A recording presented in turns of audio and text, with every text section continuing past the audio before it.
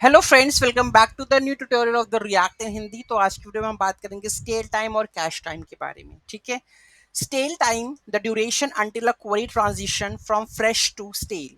ठीक है। As long as the query is fresh the data will always be read from the cache only. ठीक है। No network request will happen. तो सबसे पहले क्या होता है कि स्टेल टाइम में जो ड्यूरेशन है, जो हम ड्यूरेशन यहाँ पे पास करते हैं, ठीक है, स्टेल टाइम की ड्यूरेशन, ठीक है, until a query from fresh to stale. As long as the query is fresh, the data will always be read from the cache only. ठीक है। As long as the query is fresh, ठीक है, data कहाँ से read किया जाएगा? From the cache only. No network request will happen. उस case में अगर सपोज मान लो कि मैंने ये स्टेल टाइम दे रखा है और मैंने यहाँ पे चेक कर रखा है, ठीक है, मैं यहाँ पे क्लीन कर देता हूँ। मैं अबाउट पे जाता हूँ, कॉन्टैक्टस पे जाता हूँ, अबाउट पे जाता हूँ, कॉन्टैक्टस पे जाता हूँ। अब जाके यहाँ पे नेटवर्क पे एपीआई हिट हुई है। ठीक है। तो इसका मतलब ये है, no network request will happen जब तक आपने स्टेल टाइम दे रखा है। ठीक है। If the query is stale which is by default zero होती है, ठीक है, you will get the data from the cache but the background refetch happen under certain conditions. ठीक है। जैसे ही स्टेल टाइम, अगर सपोज मान लो स्टेल टाइम आपने देखा 5 मिनट के बाद, ठीक है, तो अगर सपोज मान लो आपने डाटा दोबारा से रीमाउंट किया या कुछ भी किया है तो दोबारा से वो रीफेच करने की कोशिश करता है जब आप उसको कंडीशन दोगे। ठीक है। सेकंड है हमारे पास cache time.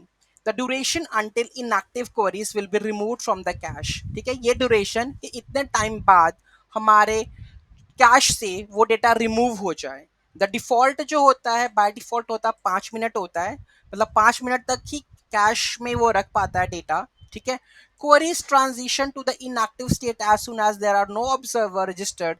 So when all the components which use that query have unmounted, जैसे ही अनमाउंट हो जाएगा, जैसे ही कैश टाइम हट जाएगा, वो सारा का सारा डिलीट हो जाएगा, नई एपीआई कॉल होगी, फिर से वो कैश बनाएगा। ठीक है। तो यह प्रोसेस चलता रहता है इसके ऊपर। ठीक है।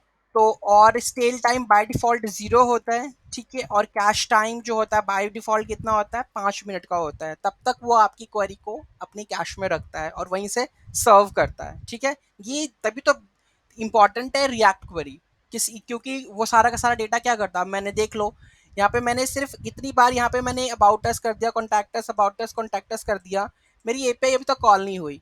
ठीक है। जैसे ही मैंने दोबारा किया 5 मिनट के बाद, मतलब जो हमने 5 सेकंड 6 सेकंड लगा रखा है, उसके बाद एपीआई कॉल हुई। ठीक है। तो ये अच्छी बात है क्योंकि मैं जब ब्राउजर पर हूँ, मैं मल्टीपल टैब्स पे क्लिक कर रहा हूँ और मुझे पता है यार कॉन्टैक्टस का तो डेटा चेंज ही नहीं होना, अबाउट का तो कॉन्टैक्ट चेंज ही नहीं होना है। तो जब भी कोई वेबसाइट पे जब इस स्क्रीन पे जाएगा तो ही बाद में जाके इसको रिफ्रेश करा दूंगा। तो उस तरीके के केस में ना ये वाला बहुत ही यूजफुल होता है, जिससे एपीआई कॉल्स जो होगी कम हो जाएंगी, सर्वर पे रिक्वेस्ट क्या होंगी, कम हो जाएंगी। तो इस तरीके से आप क्या कर सकते हो, यूज कर सकते हो। तो नेक्स्ट वीडियो में मैं आपको बताऊंगा कि किस तरीके से हमने कैश टाइम और स्टेल टाइम में क्या डिफरेंस है, क्यों इसका हमेशा मतलब जो स्टेल टाइम है या कैश टाइम है वो किस तरीके से मतलब कि ग्रेटर देन होना चाहिए। ठीक है। तो पहले हम नेक्स्ट वीडियो में डिस्कस कर लेंगे why should cache time bigger than the stale time. ठीक है। वो मैं आपको नेक्स्ट वीडियो में बताऊंगा। Thank you so much for watching this video. Have a great